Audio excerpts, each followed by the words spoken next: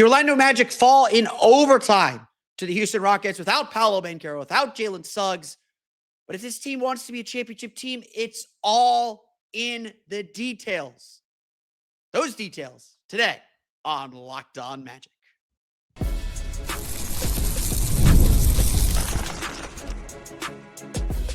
You are Locked On Magic, your daily Orlando Magic podcast. Part of the Locked On Podcast Network, your team every day. And you are indeed Locked On Magic. Today is November 16th. It will be November 17th, 2025. My name is Philip Rossman-Reich. I'm the senior writer over at OrlandoMagicDaily.com, credentialed member of the Orlando Magic media since the 2012 season. On today's episode of Locked On Magic, the Orlando Magic fall in overtime to the Houston Rockets. What went wrong and why it is the difference between these two teams. We'll get to the details of that. Plus, why I'm not upset. Like, you can probably tell I'm not like downtrodden or frustrated or upset. Why the Magic are getting closer to who they need to be, and why tonight, Sunday night, was better than Friday night. We'll get to that coming up here in just a moment. First, we want to thank you again for making Locked On Magic part of your day every day. No matter when you listen to us, whether it's first thing in the morning, whether it's right we upload, we truly appreciate you making Locked On Magic part of your day every day. You can make Locked On Magic even bigger part of your day by being one of our Orlando Magic dailies. That means you're an everydayer listening 5 days a week, on the weekends when we record on the weekends, and making us part of your daily podcast rotation or your first listen of the day. The Locked On Podcast Network is now the #1 sports podcast network. So thank you all for listening. It's the Locked On Podcast Network. It's your team every day. Today's episode of Locked On Magic is brought to you by Game Time. Download the Game Time app, create an account, and use code LOCKEDONNBA for $20 off your first purchase. The Orlando Magic had this game sort of in hand. They led pretty much the entire game. It's 2-0 Houston, and then it was Magic in the lead until it was like 93-92 or something like that in the fourth quarter. Every time the Rockets pushed, the Magic pushed back. And Orlando even led by 11 in the fourth quarter. The Magic had things rolling. Their defense was dialed in, was locked in. They were getting stops. They were frustrating the Rockets at every turn. They took those lessons from Friday night and played so much better. They played more like they played Wednesday night against the Knicks than they did Friday night against the Nets. They were up to the challenge.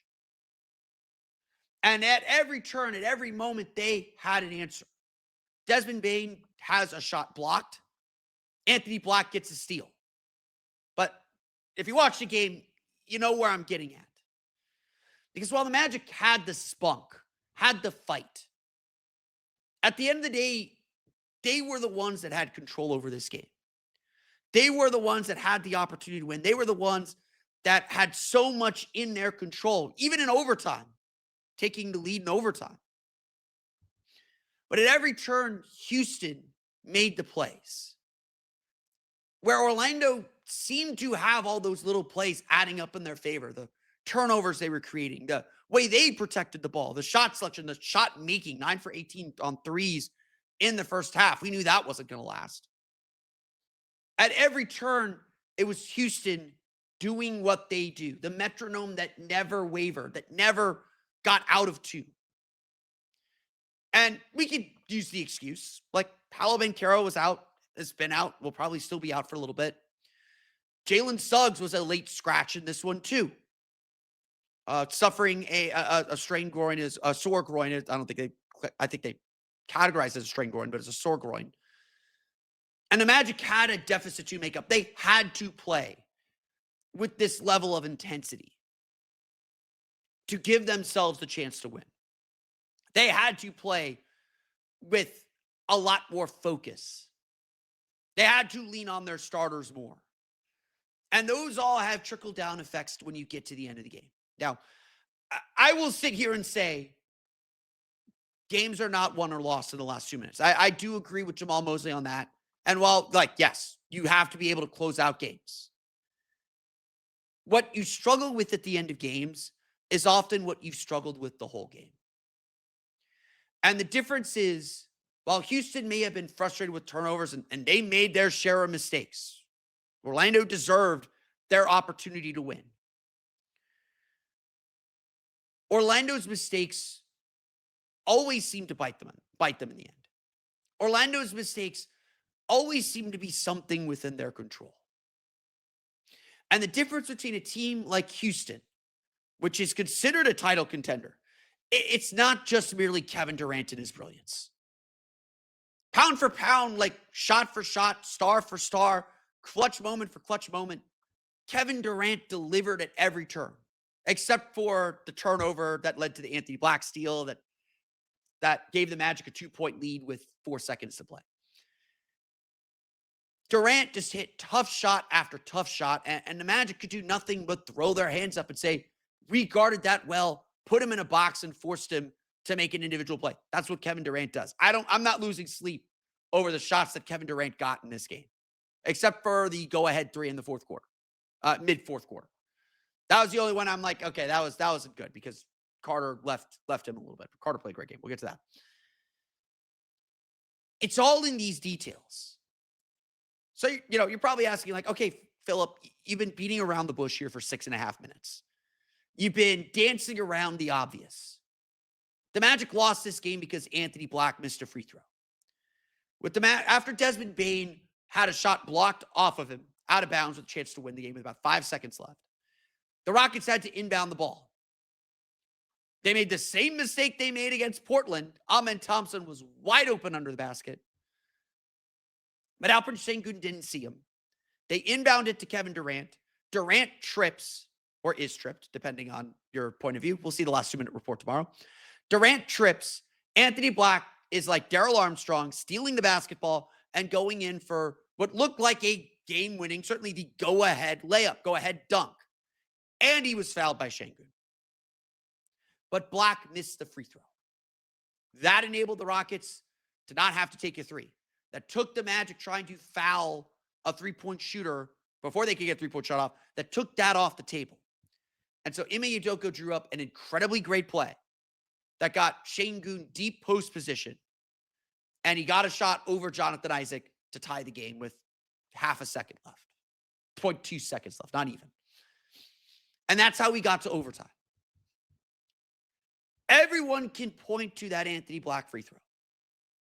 And yeah, big moment. Kid's got to make the shot. Made the 2 free throws in overtime. Learned his lesson. If Anthony Black is in that situation again in May, he'll know not to miss the free throw again. But it wasn't just that. It was Franz Wagner shooting 10 for 13, missing 3 free throws. It was Wendell Carter missing a free throw. The Magic in all missed 9 free throws in an overtime game. 25 for 34 against a great Houston team. Houston took 5 fewer free throws and made the same amount.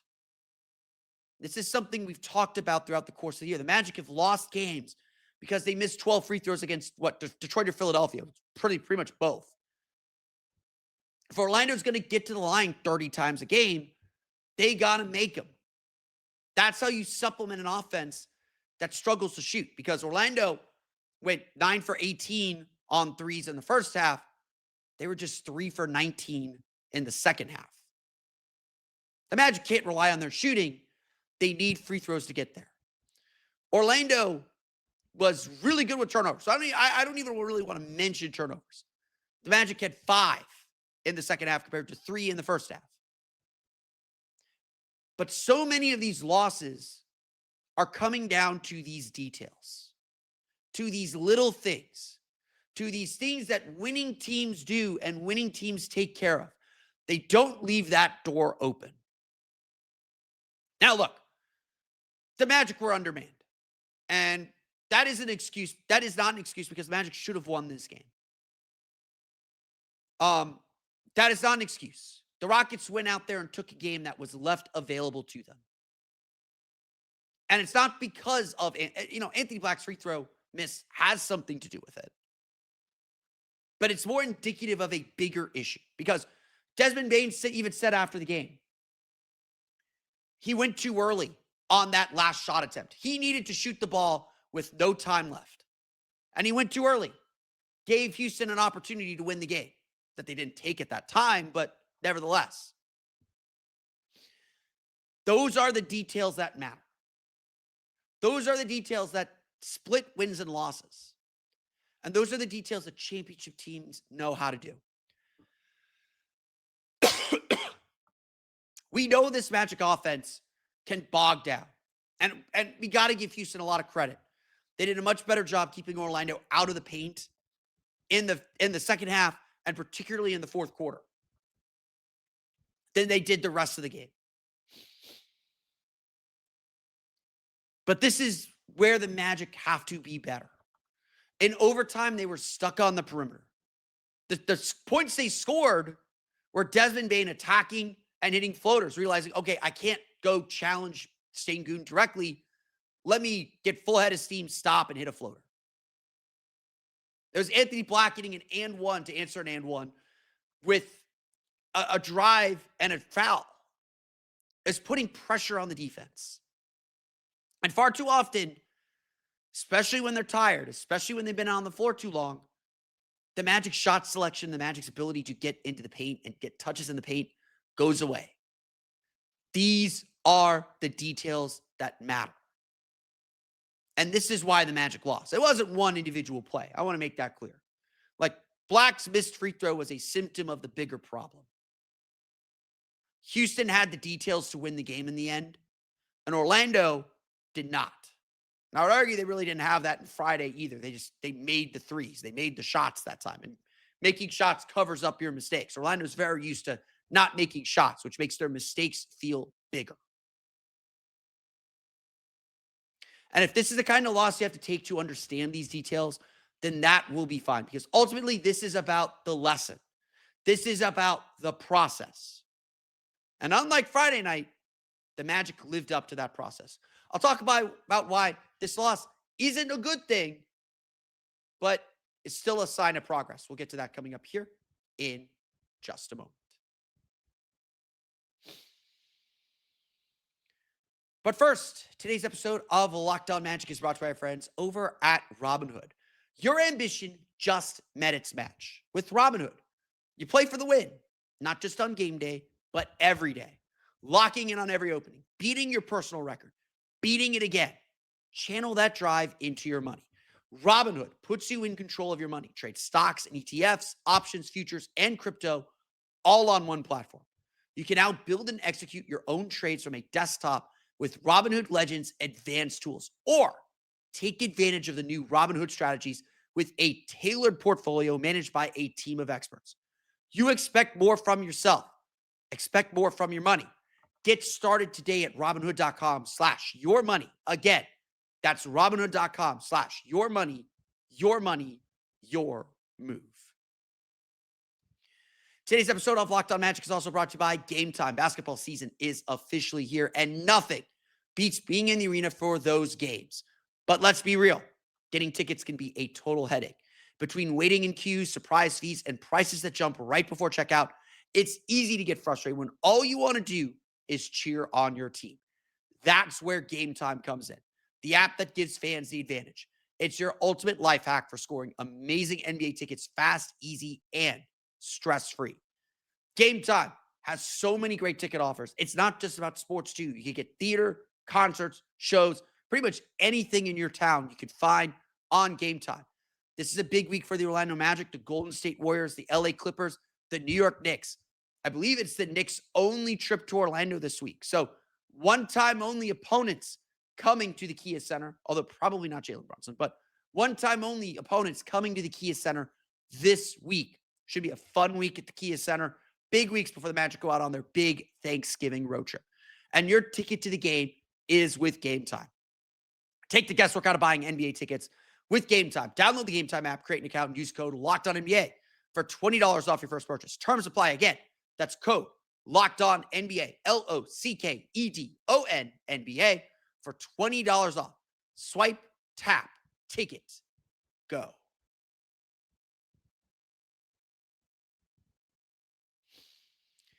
We want to thank you again for making Locked On Magic your first listen of the day. And thank you for making Locked On the #1 sports podcast network. After Friday's game, and I apologize to those who listened to Friday night's episode or Saturday morning's episode for my garbled audio. Hopefully the audio here is not garbled. Unfortunately, I can't tell if it's bad while I'm recording. So I apologize for that. But the message after Friday's game was like, yeah, we won.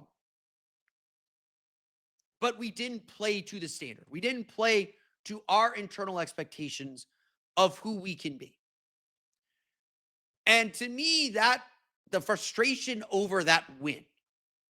And I saw people in the comments complaining, like, why are we complaining about wins? No, complaining about wins is okay now because we're trying to win championships. We're trying to be a championship level team. And to be a championship level team means you're playing to a standard, not playing to your opponent. You're trying to do the things that you need to do to win. Because if you're a really good team, 9 out of 10 times, if you do those things, you are going to win the basketball game. Or at very least, you're going to have a chance to win the basketball game. And as I always like to say, clutch situations come down to randomness. Franz Wagner is a 35% three-point shooter. He banked in a three to take the lead on Friday. He hit a step-back three over Nick Claxton, over a very good defender. Now, a good defender. Over a taller defender, at the very least. He hit those critical shots to win that game. Now, credit Franz, credit the Magic, credit the defense for getting stops. But some of that's just random. Make or miss league. Sometimes you make shots, sometimes you miss them. And Sunday night, the Magic missed some shots. Franz had a couple floaters in the paint that he usually makes that he's been struggling with this season that were no good. Tristan da Silva hesitated on a three that he normally never hesitates on and missed it. Kevin Durant hit several tough jumpers over good defense because he's Kevin Durant. He does those things. And he'll make those shots maybe 6 out of 10 times. And you hope you're getting the 4, not the 6. That's what happens late in games. That's why I don't like close games. Close games a lot of times come down to randomness. Not necessarily randomness, like there's skill involved. It's not completely random. It's skill. You got to make the shots. You got to run good plays. You got to do all these things. So what stood out about Sunday's game then, why I'm encouraged, why I'm not all doom and gloom on the show today, in a loss that otherwise would have been like, man, we let one get away. And they did.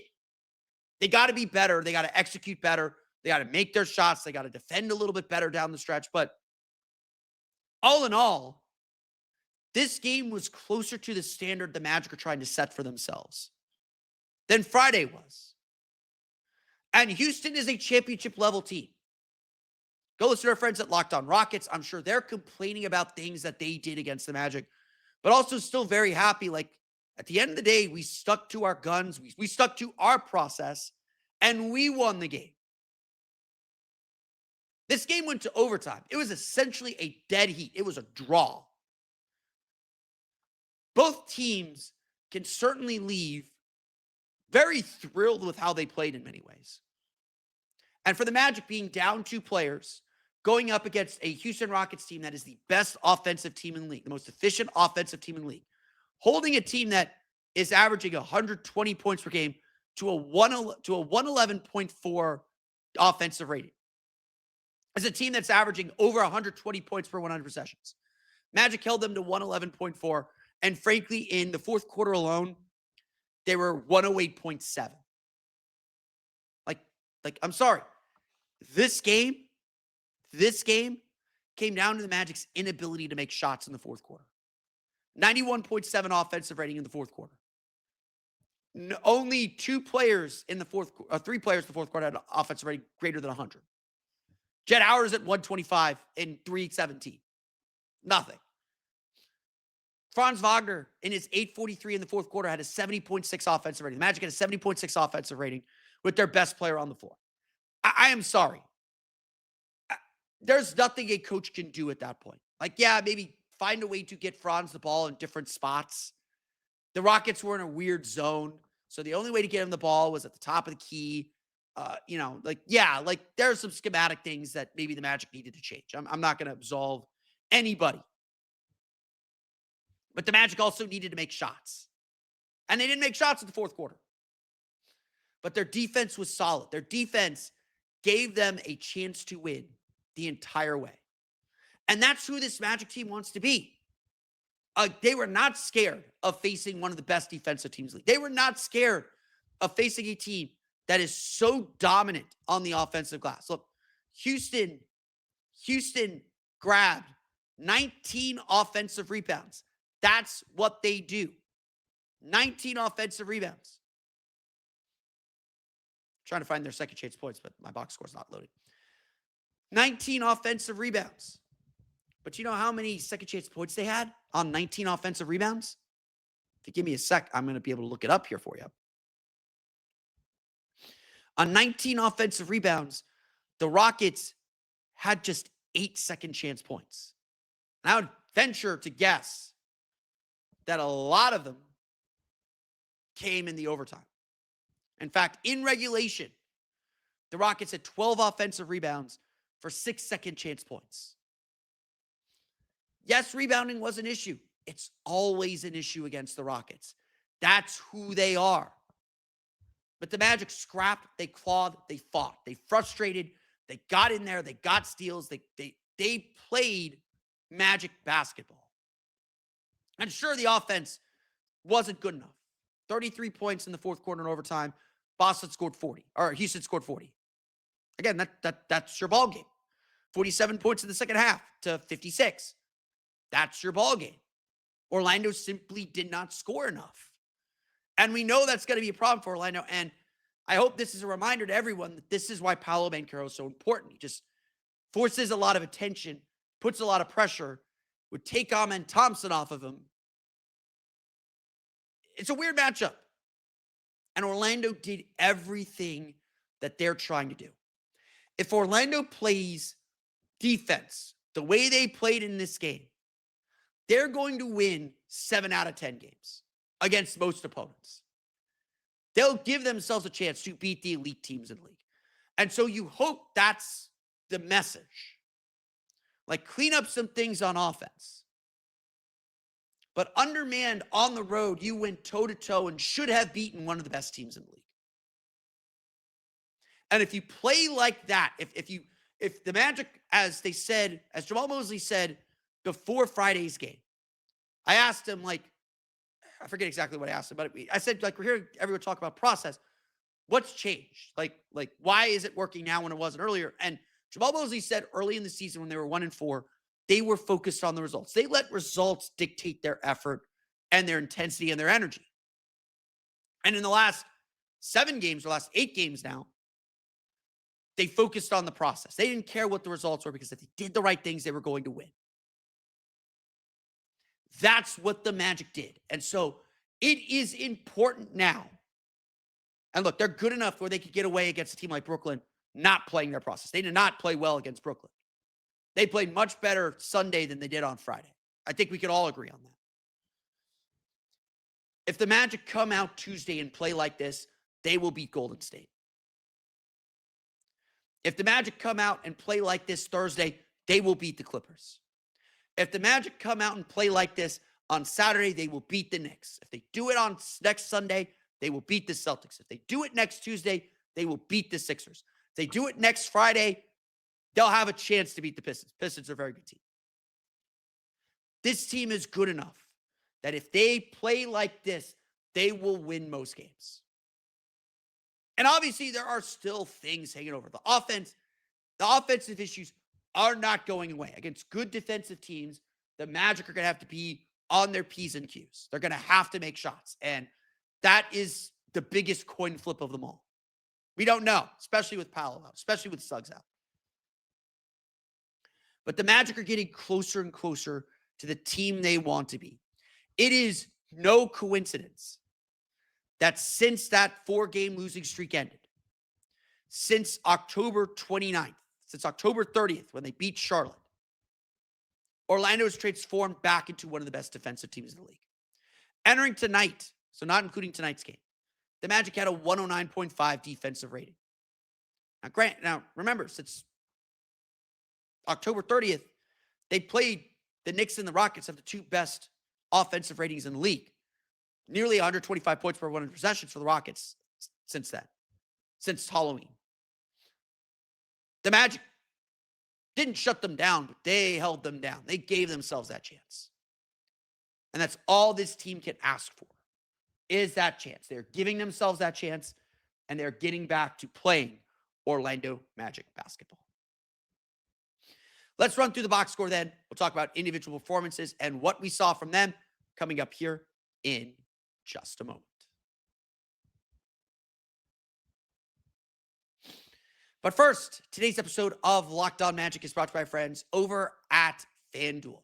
The NBA is back, and there is no better place to get in on the action than FanDuel, the official sports betting partner of the NBA. Even if you missed the start of the game or want to ride the hot hand, FanDuel has live bets on everything from who will score next to fourth quarter comebacks. Plus, you can even combine your live bets into a same-game parlay for a shot at a bigger payout. It keeps every game exciting, especially when your team is making their late push. Whether you're looking to get on an NBA Cup action or Monday Night Football, FanDuel has everything you're looking for from every major sport in the U.S. to get you set and ready to go for the big game. Right now, FanDuel is giving new customers $300 in bonus bets when your first $5 bet wins. So head to FanDuel.com to sign up and play your game with FanDuel, the official sports betting partner of the NBA.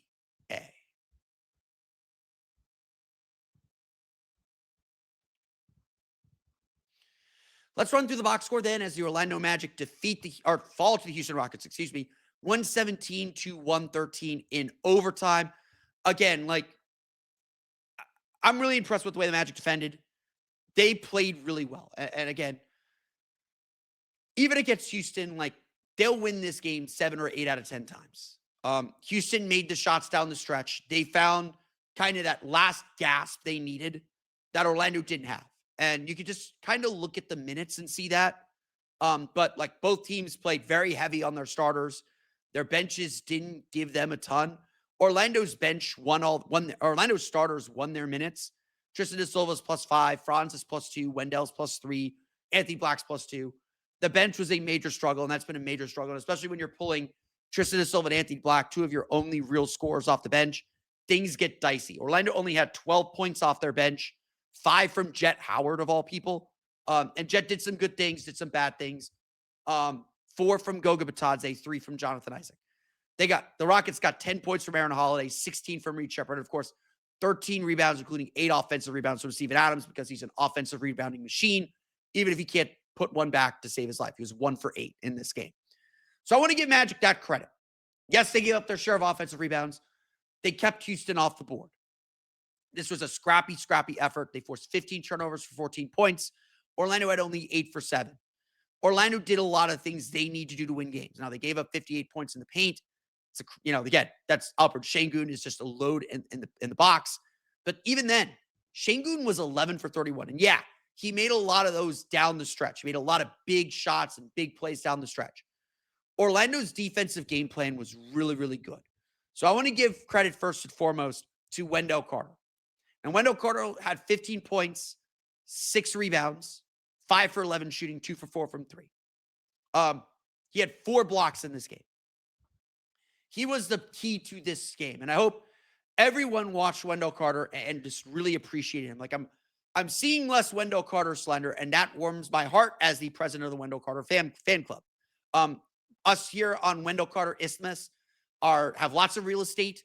We're dredging up more land to invite more people to join us on our isthmus. Wendell Carter, his ability to defend the perimeter was the linchpin of this game plan. He switched on to Kevin Durant and played very, very well. Just didn't lock him down, but made his shots difficult. Kept him on the perimeter. Orlando's whole strategy in this game was to try and avoid doubling on Şengün and Durant and keep them in isolation. The Rockets had 19 assists on 42 field goals. 6 assists for Kevin Durant, 8 assists for Şengün. So they got the ball moving, and I think that's one of the reasons why they were ultimately able to win this game was Orlando finally had to double down on Şengün a little bit. He started just taking Franz to the post, and Franz, I thought, fought really hard throughout the course of the game. But eventually Şengün just overwhelmed him. The Magic needed to stop giving up that switch so easily. But overall, they executed what they wanted to defensively really, really well for most of the game. Just couldn't pull away by enough because, again, the Magic offense is the Magic offense right now. It's just sometimes it's really good. Sometimes it's really bad. And when it's really bad, it's really bad. Magic shoot 41.8% overall, 12 for 37 from three, 25 for 34 from line. Again, 9 missed free throws. You can't miss 9 free throws. You got to be shooting better than 75%. Again, you lose this game in overtime. 1 free throw in the second quarter could have been enough. Getting an and one could have been enough. There was a defensive 3-second violation that was called, and Franz missed that free throw. It's one of 3 misses he had on the game. It's those little things are what matters in the end. Franz Wagner had 29 points, and I don't want to besmirch him too much, but he was 8 for 21, 3 for 8 from 3, 5 rebounds, 4 assists. Did a good job getting to the line to make up for some of these misses, but Franz has really struggled with his floater this season for some reason. And that's something that's either going to come back or it's not. But that is a shot he has to have in his bag, and it's been one that he struggled with for most of the season, and he's got to be better on that. He's got to be better, plain and simple.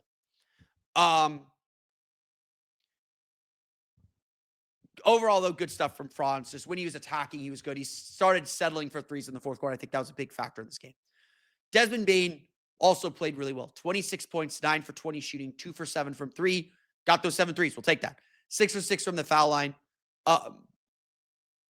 Dez was really aggressive too. Did a good job getting downhill to the basket. Was really hunting for a shot.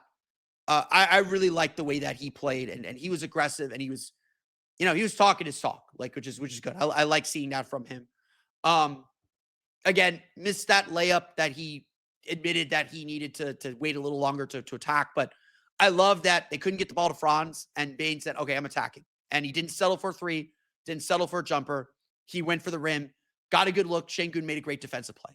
And again, just some of that is Bane's size, trying to do this scoop shot. That's not his shot. That's just not a shot. That is his shot, but that's a tough shot to do against bigger players. So needs to get that pull-up midi game going or go up to the basket a little bit stronger. He does that little scoop shot, just exposes the ball too much. And a good shot blocker is gonna be able to block that shot, especially if they have the patience to wait. Şengün's obviously very ground bound, so he's gonna wait for the right time. He's gonna be as patient as he can before he goes up and blocks that shot. So some things to work on, but look, Dez is starting to be the Dez that the Magic always wanted. And playing without Paolo is going to be a good opportunity for him to get there. Tristan da Silva finished with 13 points on 5 for 10 shooting, 6 rebounds for him, 3 steals. Loved his effort on the glass. He had 6 rebounds.